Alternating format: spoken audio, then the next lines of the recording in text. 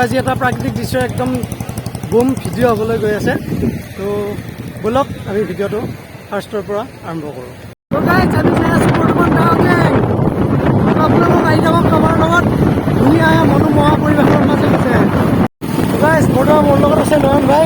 নয়ন ভাই ক'ত যাই আছা ভাই আজি? মজা, বলক আমি চাই থাকোঁ।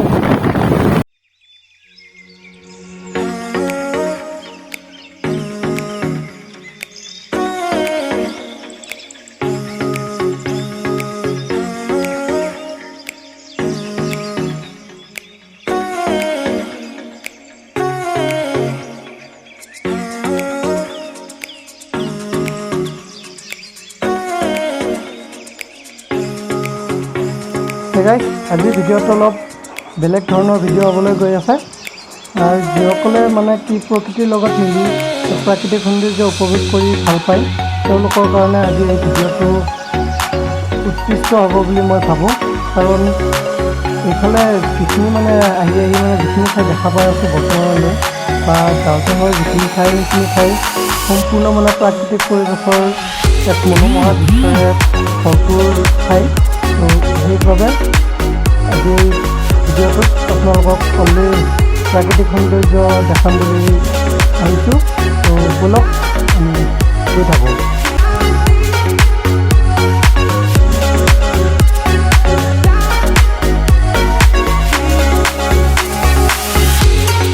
বন্ধুসকল, আজি হৈছে ৭৫তম স্বাধীনতা দিৱস।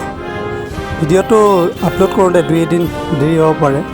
তো বাৰু যি কি নহওক, আজি এই বিশেষ দিনটোত যি অটোৰিক্সা চালক আছে এইসকলে এনেদৰে স্বাধীনতা দিৱস উদযাপন কৰা দেখা গৈছে। শাৰী শাৰীকৈ আমাৰ যি জাতীয় পতাকা সেই পতাকা লৈ তেওঁলোকে এই বিশেষ দিনটো বিশেষ ধৰণে উদযাপন কৰা দেখা গৈছে। আৰু এই চকতে আমাৰ বীৰ জোৱানসকল, যিয়ে নেকি আমাৰ স্বাধীন হোৱাত সহায় কৰিছিল, যিয়ে নেকি আমাৰ সদায় ৰক্ষা কৰি আছে, তেওঁলোকক চেলুট জনাইছোঁ। জয় হিন্দ, ভাৰত মাতা কি জয়।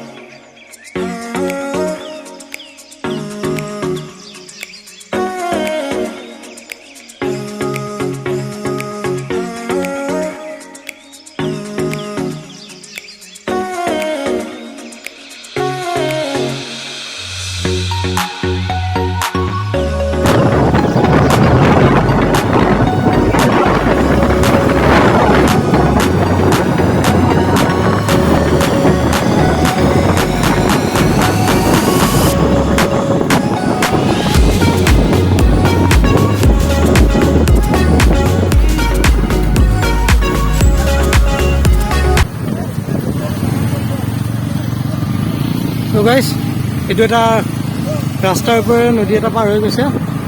তো একদম বিশাল ৱাটাৰ আছে।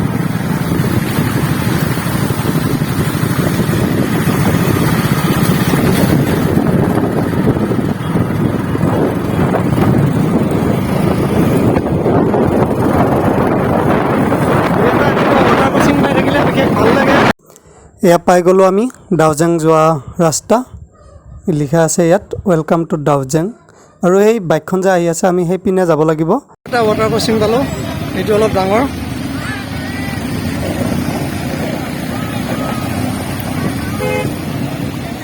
এই জোতা ভিজিলে ইয়াৰ, সেইকাৰণে চেণ্ডেল পিন্ধি আহিব লাগে। মই চেণ্ডেল পিন্ধি আহিছোঁ, য'তে ইচ্ছা ত'তে খুলি দিয়া পাৰি। এতিয়া 1 নম্বৰ গিয়াৰলৈকে হনুমান ৰেষ্ট দিয়ে আৰু উঠি যাব। আৰু এতিয়া মই 2 নম্বৰ গিয়াৰত লগাই হনুমান গিয়াৰত ৱাটাৰ ক্ৰচিংটো পাৰ হৈ লওঁ।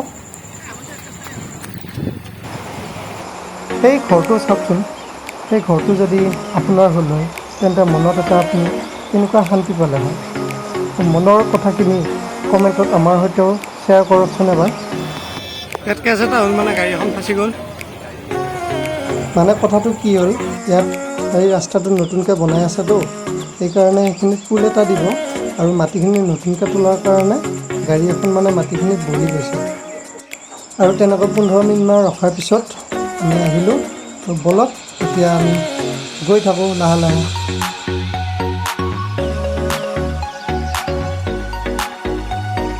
তো গাইজ ৱেলকাম টু ডাউজেং।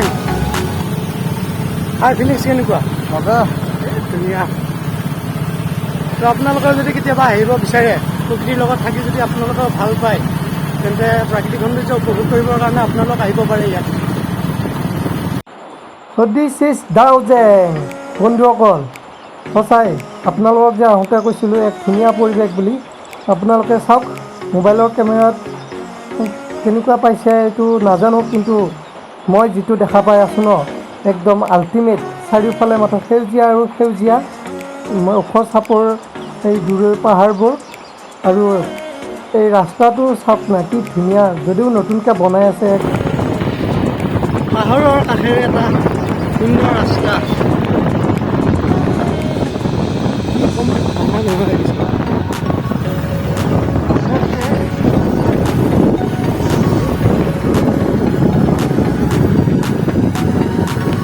এক সুন্দৰ নজৰ আপোনালোকক দেখাবলৈ গৈ আছোঁ। তো এয়া চাই লওক, তো এয়াই হৈছে ডাউজেং।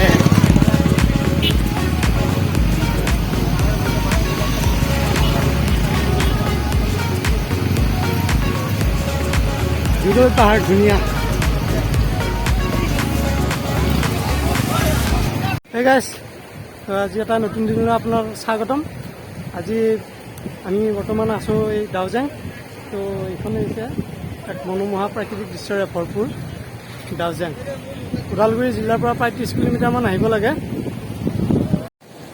তো সেই গাইজ, আপোনালোকে অনুভৱ কৰক এই সুন্দৰ পাহাৰৰ মাজত এই এটা নদী বৈ আহিছে। তো ইয়াত নদীৰ যি শব্দ, সেই শব্দ আৰু যি প্ৰকৃতিৰ যি দৃশ্য, একদম সঁচাই একদম আপ্লুত কৰি দিছে। কি ক'ম, একদম ভাষা নাই ক'বলৈ। তো আপোনালোকে দেখাই পাইছে এয়া। তো আজি ইয়াত দৰ্শনাৰ্থী বহুতেই হৈছে, প্ৰায় মঙলদৈৰে আজি যাক সুধিলেও মানে কয় আপুনি ক'ৰ পৰা আহিছে? মঙলদৈৰ পৰা আহিছোঁ। তো আজি প্ৰায় একদম মঙলদৈ মানুহ আজি ভৰ্তি হৈ গৈছে ডাউজেং। ডাউজেংটো একদম মঙলদৈ হৈ গৈছে। আমি বৰ্তমান এইটো নদীটো পাৰ হৈ আছোঁ। নদীটোৰ নাম কি নাজানো, এটা পাহাৰৰ পৰা গৈ অহা এটা সুতি। তো এইখিনি কেনেকৈ পাৰ হওঁ,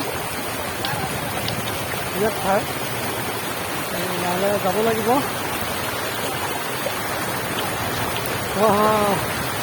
ঠাণ্ডা পানী, এক সুন্দৰ দৃশ্য। লাহে লাহে পাৰ হৈ আছোঁ।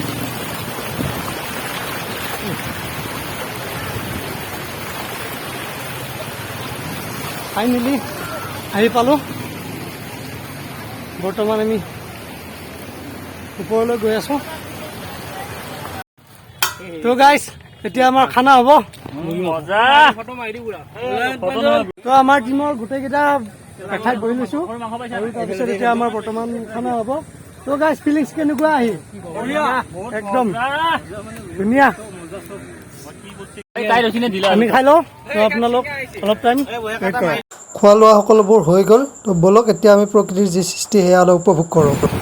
তো এক সুন্দৰ ঠাইত, এক সুন্দৰ পৰিৱেশৰ মাজত এক নতুন অভিজ্ঞতাৰ সৈতে আকৌ ডাউজেঙত। সঁচাই ইয়াৰ যি প্ৰাকৃতিক পৰিৱেশ আৰু এই নদীটোৰ এই যি শীতল পানী, এই পানীয়ে সকলোৰে দেহ মন জুই পেলাই দিছে। ৱাও, কি ক'ম আপোনালোকক।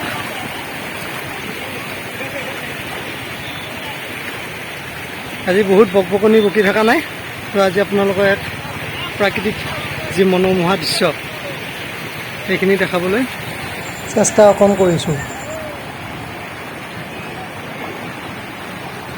এটা 360 ভিউ চাই লওক আপোনালোকে।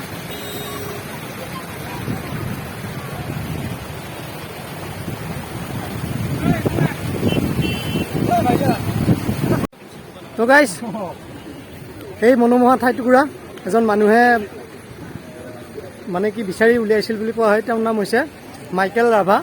তো চেলুট ভাই, তেওঁক চেলুট। এক ধুনীয়া এই মনোমোহা দৃশ্যটো তেওঁ বিচাৰি উলিওৱাৰ বাবে আজি আমি আহিবলৈ পালোঁ, আৰু আপোনালোককো কিমান পাৰি দেখুৱাবলৈ চেষ্টা কৰিলোঁ। তো তো কেনে পালে আপোনালোকে এবাৰ জনাব আৰু যদি ভাল লাগিল তে ভিডিঅ'টো লাইক কৰি দিব। তো গাইজ আজি এই ভিডিঅ'টো এই মনোমোহা পৰিৱেশৰ পৰাই সামৰণি মাৰোঁ। তো আজিলৈ টাটা বাই বাই। আৰু ভিডিঅ'টো চাই কেনেকুৱা পালে আপোনালোকে কমেণ্ট কৰি জনাই দিব। যদি ভিডিঅ'টো চাই ভাল পালে তেন্তে লাইক কমেণ্ট এণ্ড ছাবস্ক্ৰাইব কৰি দিব। তেন্তে আজিলৈ বাই বাই টাটা।